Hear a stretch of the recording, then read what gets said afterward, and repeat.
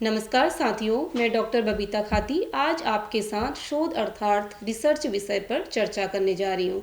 विकास, नवाचार और समस्याओं के समाधान का आधार शोध है, इसलिए शोध को समझना हर विद्यार्थी और पेशेवर के लिए आवश्यक है। आज के इस व्याख्यान में हम जानेंगे कि शोध क्या है, शोध की परिभाषा और शोध की विशेषताएं। शोध वह प्रक्रिया है जिसके माध्यम से हम किसी विषय का गहन अध्ययन करते हैं और नए निष्कर्ष प्राप्त करते हैं। आज के इस व्याख्यान में हम जानेंगे कि शोध क्या है, इसकी क्या विशेषताएं होती हैं। तो चलिए शुरुआत करते हैं और समझते हैं कि शोध वास्तव में क्या होता है। शोध शब्द का अर्थ है किसी विषय के बारे में व्यवस्थित, तार्किक, उद्देश्यपूर्ण और वैज्ञानिक ढंग से की जाने वाली खोज, जांच या अध्ययन। शोध का मुख्य उद्देश्य है नए तथ्यों, सिद्धांतों, विचारों और समाधानों को खोजकर ज्ञान का विस्तार करना या ज्ञान में वृद्धि करना। सामान्य भाषा में कहा जाए तो शोध किसी भी विषय को समझने की एक गहन और क्रमबद्ध प्रक्रिया है। यह सिर्फ जानकारी जुटाने का कार्य नहीं है, बल्कि इसमें जांच पड़ताल, निरीक्षण, प्रमाण, डेटा और विश्लेषण शामिल होते हैं। जब हम किसी सवाल का सही उत्तर पाने के लिए केवल मान्यताओं या सुनी सुनाई बातों पर भरोसा नहीं करते, बल्कि व्यवस्थित तरीके से तथ्यों की खोज करते हैं, तो यह प्रक्रिया शोध कहलाती है। वास्तव में अनुसंधान में नवीन तथ्यों की खोज की जाती है तथा नवीन तथ्यों का सत्यापन किया जाता है। शोध कार्यों द्वारा प्राचीन तथ्यों तथा तथ्यों का नवीन सत्यापन किया जाता है। अनुसंधान को अंग्रेजी में हम रिसर्च कहते हैं, जो दो शब्दों से मिलकर बना है, री और सर्च। री का अर्थ होता है बार बार और सर्च का अर्थ होता है खोजना, लेकिन यहाँ इसका अर्थ खोजने से नहीं बल्कि गहराई से अध्ययन करने से होता है, यानी इन डेप्थ स्टडी से करने से। अंग्रेजी का यह शब्द शोध की प्रक्रिया को प्रस्तुत करता है जिससे उसके संबंध में प्रदत्तों को एकत्रित किया जाता है तथा उसके आधार पर उसके संबंध में निष्कर्ष निकाले जाते हैं। शोध कार्यों द्वारा चरों का सहसंबंध भी ज्ञात किया जाता है। यह सहसंबंध दो प्रकार का होता है। एक तो प्रयोगात्मक शोध कार्यों द्वारा कारण प्रभाव सहसंबंध ज्ञात किया जाता है, वहीं सर्वेक्षण कार्यों द्वारा सामान्य सहसंबंध ज्ञात किया जाता है। शोध की कुछ परिभाषाएं हैं जो इस प्रकार से हैं। जो महत्वपूर्ण परिभाषाएं हैं उनका विश्लेषण हम इस प्रकार करेंगे। सबसे जो पहली परिभाषा दी है वो दी है जॉर्ज जे मूले के अनुसार। जॉर्ज जे मूले कहते हैं कि शैक्षिक समस्याओं के समाधान के लिए व्यवस्थित रूप से बौद्धिक ढंग से वैज्ञानिक विधि के प्रयोग तथा अर्थापन को अनुसंधान कहते हैं। इसके विपरीत यदि किसी व्यवस्थित अध्ययन के द्वारा शिक्षा में विकास किया जाए तो उसे शैक्षिक अनुसंधान कहते हैं।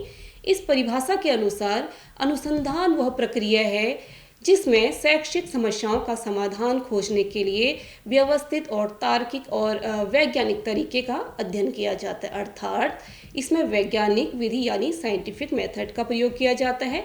तथ्यों और प्रमाणों के आधार पर निष्कर्ष निकाले जाते हैं। इसका उद्देश्य किसी समस्या का समाधान या सही जानकारी प्राप्त करना होता है। दूसरी परिभाषा की बात करते हैं। दूसरी परिभाषा दी है जॉन डब्ल्यू बेस्ट के अनुसार। जॉन डब्ल्यू बेस्ट कहते हैं अनुसंधान अधिक औपचारिक, व्यवस्थित तथा गहन प्रक्रिया है जिसमें वैज्ञानिक विधि विश्लेषण को प्रयुक्त किया जाता है। अनुसंधान में व्यवस्थित स्वरूप को सम्मिलित किया जाता है जिसके फलस्वरूप निष्कर्ष प्रस्तुत किए जाते हैं और उसका औपचारिक आलेख तैयार किया जाता है। इसका अर्थ होता है अनुसंधान एक निश्चित रूप और नियमों के अनुसार किया जाता है। इस परिभाषा में कुछ शब्दों का प्रयोग किया गया है, जैसे अधिक औपचारिक, जिसका अर्थ होता है प्रत्येक चरण का अपना महत्व है और सभी क्रियाएं नियम और प्रक्रिया के अनुसार पूर्ण की जाती हैं। बात करते हैं दूसरे शब्द की, यानी व्यवस्थित और गहन प्रक्रिया।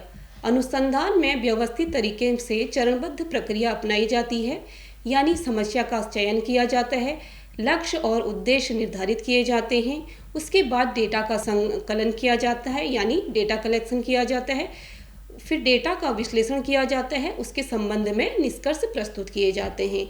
बात आती है अनुसंधान में वैज्ञानिक पद्धति की। वैज्ञानिक पद्धति इसलिए कहा गया है क्योंकि इसमें अवलोकन किया जाता है, ऑब्जर्वेशन किया जाता है, परिकल्पना बनाई जाती है, प्रयोग किए जाते हैं, डेटा संकलन किया जाता है और निष्कर्ष प्रस्तुत किए जाते हैं।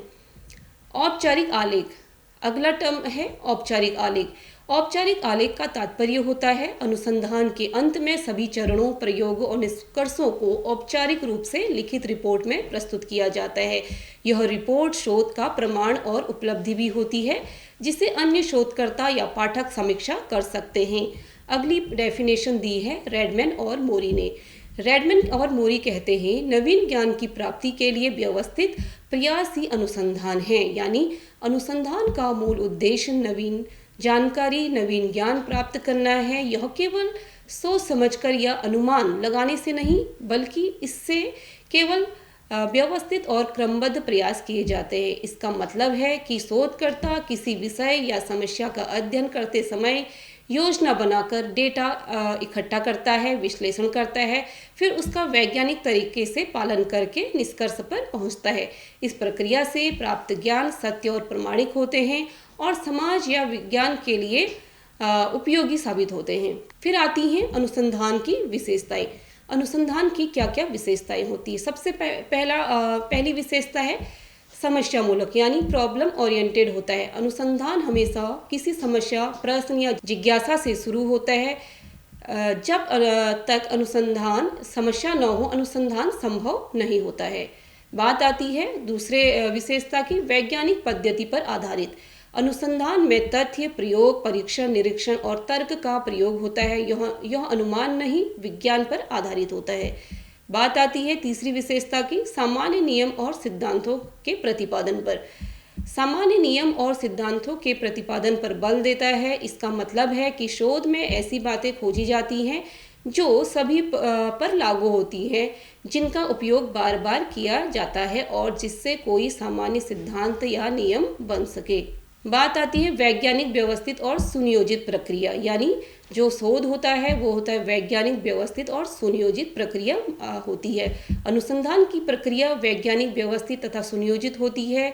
इसका अर्थ होता है कि अनुसंधान रिसर्च कोई भी काम बिना योजना या अनुमान के नहीं करता, बल्कि वह एक वैज्ञानिक तरीके से निश्चित क्रम और पूरा प्लान बनाकर किया जाता है।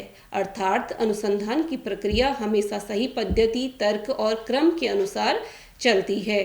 फिर आता है अगली जो विशेषता है वह है विश्वसनीय और वैध जो प्रविधियां होती हैं उनका प्रयोग किया जाता है। इसमें विश्वसनीय और वैध प्रविधियों को प्रयुक्त किया जाता है। अर्थात शोध में ऐसे तरीकों और तकनीकों का उपयोग किया जाता है जो भरोसेमंद, रिलायबल और सही यानी सत्यापित, वैलिड होते हैं, ताकि प्राप्त परिणाम सही, प्रामाणिक और स्वीकार्य हो पाए।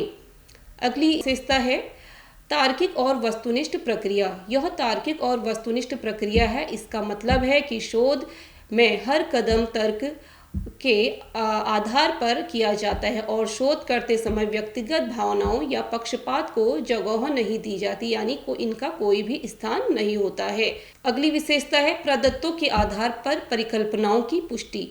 अर्थात अनुसंधान की प्रक्रिया में प्रदत्तों के आधार पर परिकल्पनाओं की पुष्टि की जाती है। शोध में जो बातें या तथ्य हमें मिलते हैं उनके आधार पर हम कुछ अनुमान, सुझाव बनाते हैं और फिर उनका परीक्षण करते हैं कि वे सही हैं अथवा नहीं।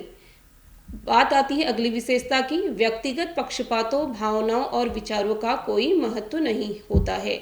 इसमें व्यक्तिगत पक्षपातों, भावनाओं और विचारों को महत्व नहीं दिया जाता। इनके प्रभावों से बचने के लिए सावधानी रखनी चाहिए। शोध करते समय एक शोधकर्ता को अपनी व्यक्तिगत पसंद नापसंद, भावनाएं या विचार परिणाम पर प्रभाव नहीं डालने देने चाहिए। इससे शोध निष्पक्ष और सही रहता है। इसलिए शोध में इन प्रभावों से बचने के लिए बहुत सावधानी बरतनी आवश्यक होती है। धैर्य रखना आवश्यक। शोध कार्यों में धैर्य रखना आवश्यक होता है। इसमें शीघ्रता नहीं की जा सकती है।